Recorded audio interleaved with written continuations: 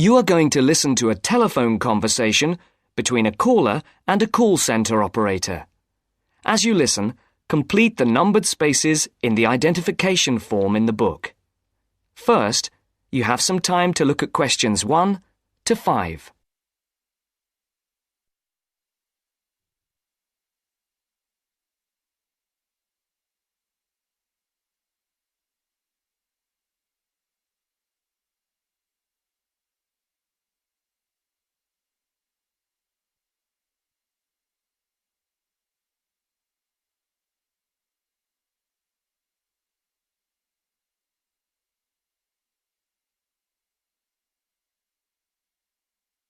You should answer the questions as you listen, because you will not hear the recording a second time. Listen carefully and answer questions 1 to 5. Platinum Card Service, Rebecca speaking. How may I help you? I've got a few problems with my credit card account. OK. What is your credit card number? Let's see. It's here somewhere. Here it is. Can I just take the card number, please? Yes, it's 6992 6992 3443 3443 1147 1147 8921. 8921. Right. Can I just check that? 6992 3443 1147 8921. That's it. And your name? Carlos de Silva. I just need to check a few details for identification and security, if you'll bear with me. That's okay. And what's your postcode? SE1 8PB. SE1 8PB. That's it. Vauxhall Close, London? Yes, that's right. And the house number? 43. And can you give me your date of birth? 13th of the 7th, 63. And one further check, if I may. Can you give me your mother's maiden name? Yes, it's Moore. Is that M-O-O-R-E?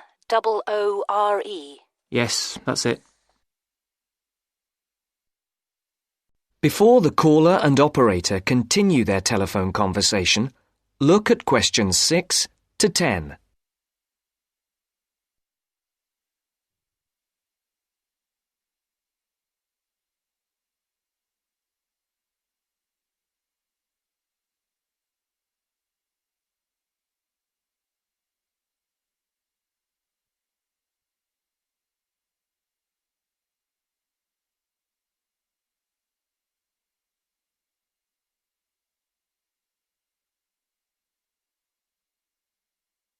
Now listen to the next part of the conversation and answer questions 6 to 10. For these questions, there are 3 alternatives: A, B, and C. Decide which alternative is the most suitable answer and circle the correct letter. Yes. Now, can we get on with this? Yes, sir, certainly. I'm sure you'll appreciate that all these checks are necessary for security reasons. So, what exactly is the problem? Problems? OK. Well, first, your computer seems to have gone mad. I sent you £500 and on the statement for the account it shows that I only paid £300. Yes. The account does only show £300 was paid. Well, I paid the £500 in at the bank and I have my receipt, and my bank statement shows that £500 has been taken from my account. Oh, I see. What I'll do is check with the bank and see what they say. OK. You said there was something else? Yes, as if that wasn't enough. My account shows that £107.27 was paid to a company called Pan Express. I don't know who this is. Let's have a look. Well, it is genuine. I can assure you it's not mine. It was made on the evening of the 12th of May. Maybe it's a restaurant bill you forgot about? There's no way that... Oh, wait, hold on. Yes. Oh, it's okay. I've just realised what it is. It is a restaurant bill. The name of the company is different from the name of the restaurant. My mistake. I'm sorry. That's okay. Was there anything else? I don't know if I dare. What is it, anyway? Well, it's, the amount of interest seems to have gone up. If you look at your statement for April, you'll see that the rate went down from 16.27% to 14.99% that month. Oh, yes, you're right. Was that everything? Yes, basically it is. Okay. And can you check my payment? Oh, yes, I'll do it. Can I phone you back? I'll be at home for the next 2 hours. I have to leave at 11. Right. What's your number? 020 7989 7182. Hold on. 020 7979? No, it's 7989 and then 7182. So it's 020 7989 7182. Yes, that's it. OK, I'll phone you straight back. Thanks. Bye. That's the end of section 1. You now have half a minute to check your answers.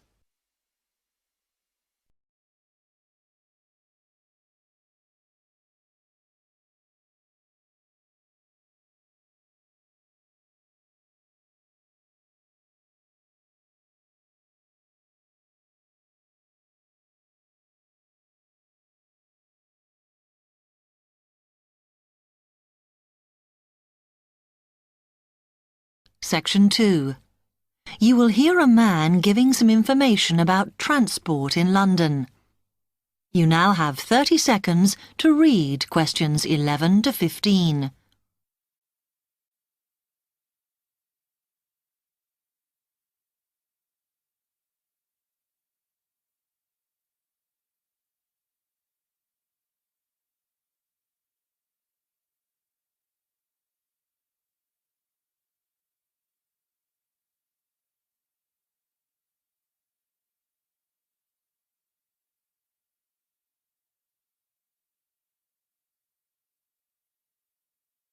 Hello, can I help you? Yes.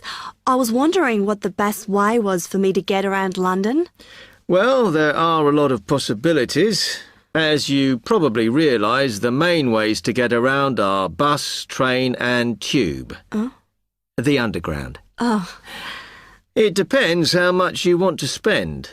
All forms of transport offer special tickets, such as cheap day returns on the trains and so on. Overall, you'll spend less on the bus as it operates on a basic flat fare for each journey. But of course it may not go to where you need to travel to. The mainline trains only operate in the outlying areas, though a few cross London, whereas the tube has stations which are placed in central areas of the city, close to the main sites and shops. Obviously there are more bus stops, but you will probably have to change buses to get where you want, which can be inconvenient. You will find that the buses are mainly in the central areas, but some tube lines go quite a long way out of London, so you could use this for longer journeys. Having said that, the tubes do get very crowded, so you should use the train if you want to sit down. It does depend where you're travelling to. Well, I'm living on the outskirts, but I have to travel into London to college every day, and then around London when I'm here. OK, so time is going to be an issue for you. The tube should be fast crossing London, but quite honestly, there are so many delays that it's not very efficient. Again, the train has fewer stops, so is probably your quickest option to get to and from college. Of course, which service you use might depend on how frequent it is.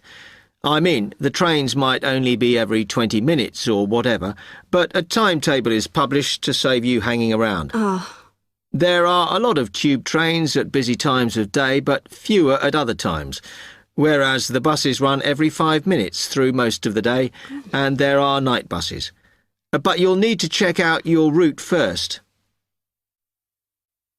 You now have 30 seconds to read questions 16 to 20.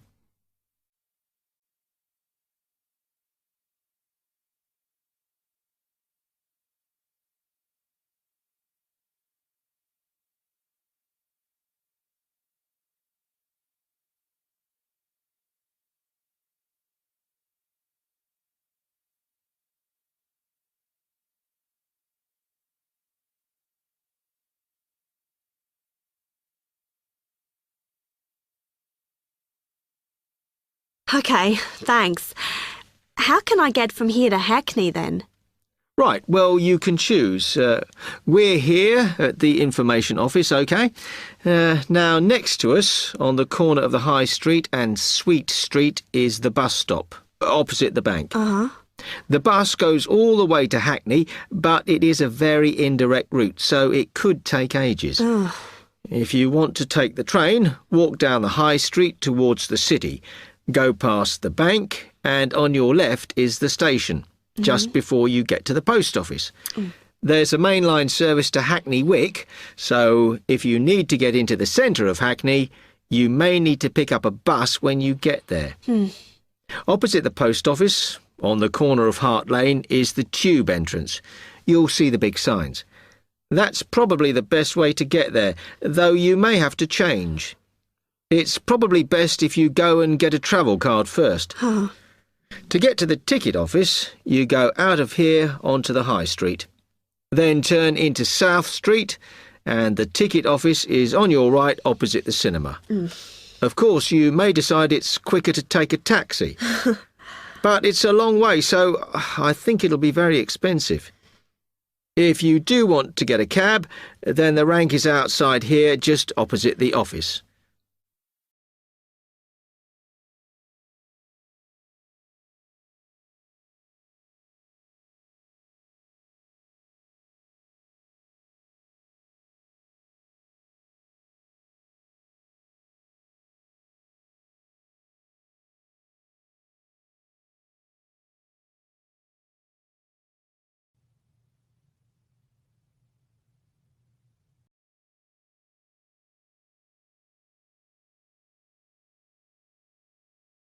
Now turn to Section 3.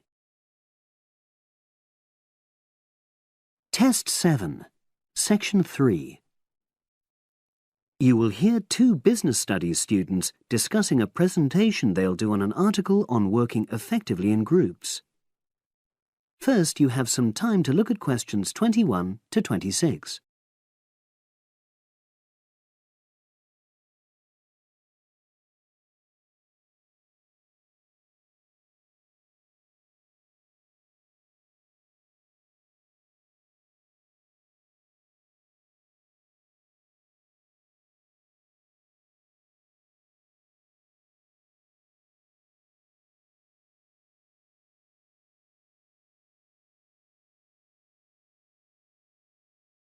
Now listen and answer questions 21 to 26. So, Brad, what did you think of the article on group work? Oh, hi, Helen. Yeah, it was pretty good, with helpful pieces of advice on how to make group work effective. I think we were lucky to be given such a straightforward text to present at the management skills seminar. Yeah. Actually, shall we discuss it now? Have you got time? Sure. It's only a 10-minute presentation, so we just need to explain and then give our views on the main points raised in the article. I'll jot down some notes. Right. So, there are 3 main sections. I suggest we start with listening. Yeah, effective listening in groups, because it's not something that's frequently covered on courses in our field. No, and we should say that in the presentation. Yeah. And also effective listening's pretty simple, you know. I don't think it's hard to learn. Well, people think it's easy, but in my experience, most of us tend to be very lazy listeners. Okay, I wouldn't argue with that. Something I do think we should emphasize is the power of the listener's posture, gestures, etc., in making speakers feel respected. Not that you're just waiting for them to finish before jumping in with your own ideas. Uh-huh. Okay, right. The next section is on goal setting. Let's make sure we're clear what the article says on this. Yeah. Well, firstly, it says that all group members must be given time to explain their own goals. That's it, yeah. And then did it say that the whole group should agree on common goals? That's a bit too strong. It's more that everyone's agendas should be equally acceptable. But it does say that goals have to be realistic, Achievable within a particular time? You've got it. That's really what the article's saying. There isn't really any point in having ideals if group members know they won't come to anything within a reasonable period. So, I think a summary covering those points will be enough for that part of the presentation, don't you? Yeah. Now, the last section is about conflict resolution. Actually, I thought it was the worst part of the article. Me too. I don't think it went into sufficient detail on the issue. Actually, I thought it devoted too much space to it, but that it was all rather boring, It didn't mention some of the more radical theories. Absolutely. I found that really irritating. Right, and also I think it could have said more about conflict sometimes being healthy in groups. Absolutely. It just mentioned rather glibly about how we should avoid thinking of winners and losers, and that quick resolution of conflict is always desirable. Without explaining what these terms mean? Well, it gives quite detailed definitions, but doesn't develop a proper argument. Right. So, for the presentation, I think we just give some definitions and then explain what we felt were the weaknesses in the article's treatment of conflict resolution. Yeah, good. Now you have some time to look at questions 27 to 30.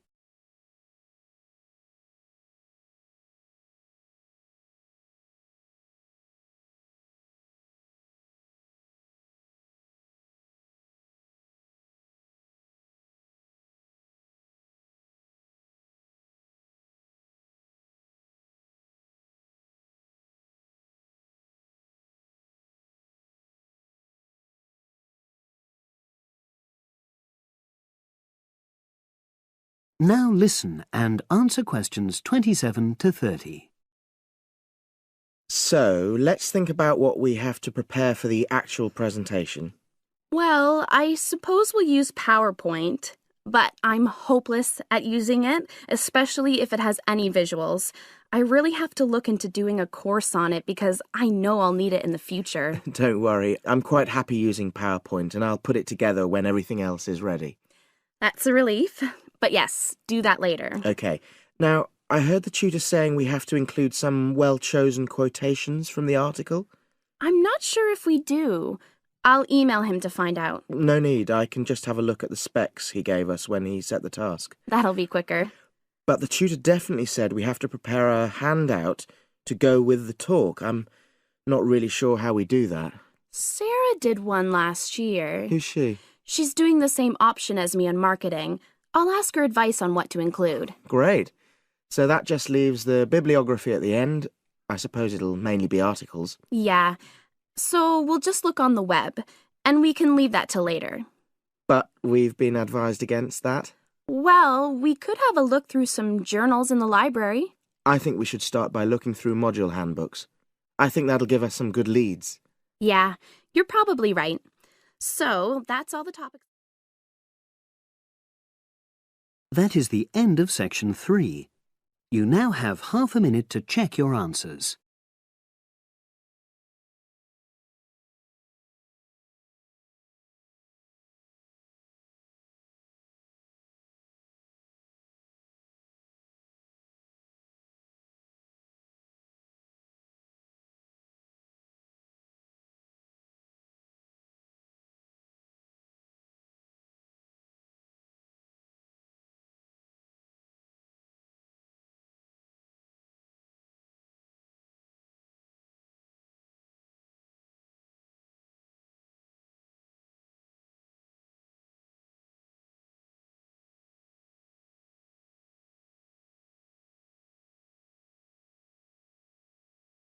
Section 4. In this section, you'll hear a lecture on coral reef. First, you have some time to read questions 31 to 40.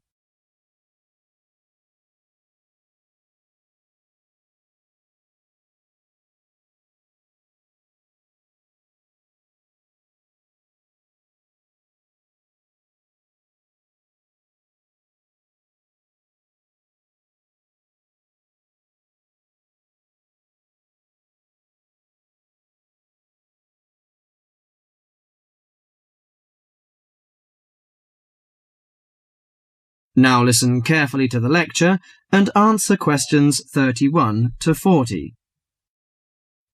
Do you fancy diving in the wonderful world of coral reefs, green sponges, colourful fish and red crabs? It is a rich garden beneath the waves. But how much do you know about the corals? Are they animals or plants? What are the threats to coral reefs? Today, Mr. Tim Harford, Executive Director of the Coral Reef Alliance, is going to introduce the facts about coral reefs. Good afternoon, everyone. Coral reefs are one of nature's most magnificent creations. It is filled with thousands of unique and valuable plants and animals.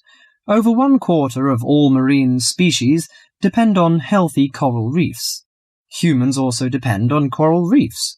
These marine ecosystems are the primary source of food and income for millions of people, a vast repository of valuable chemical compounds and medicines, and a natural wave barrier that protect beaches and coastlines from waves and storms.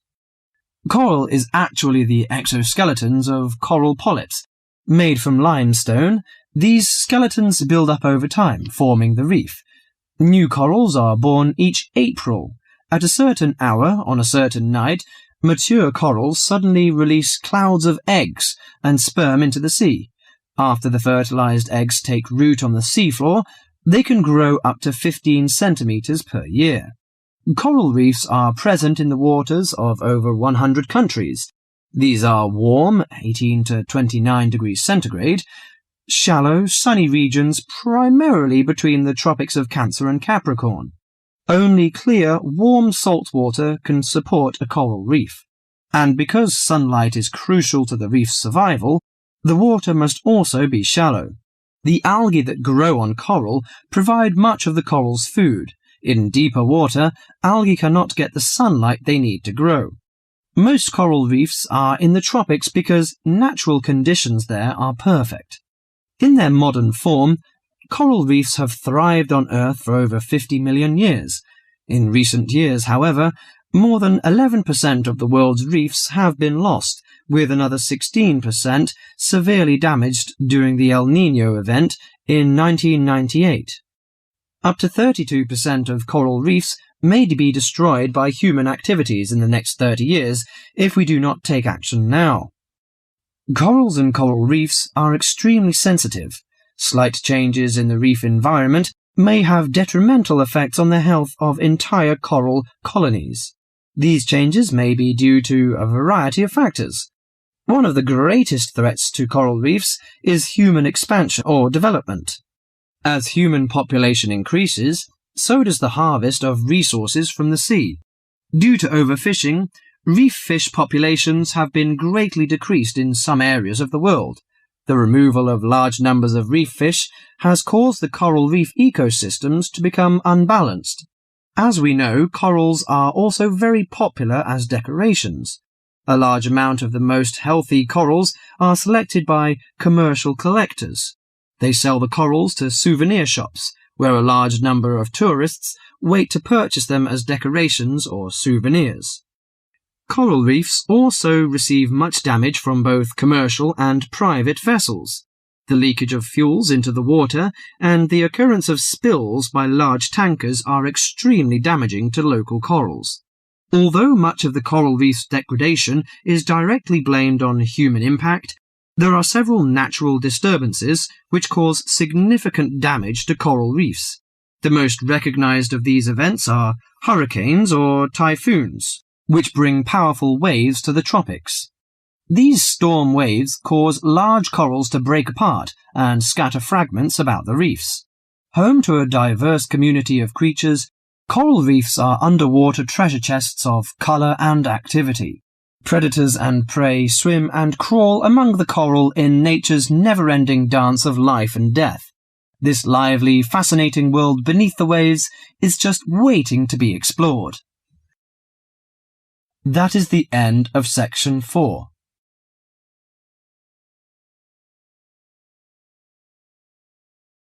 You now have half a minute to check your answers.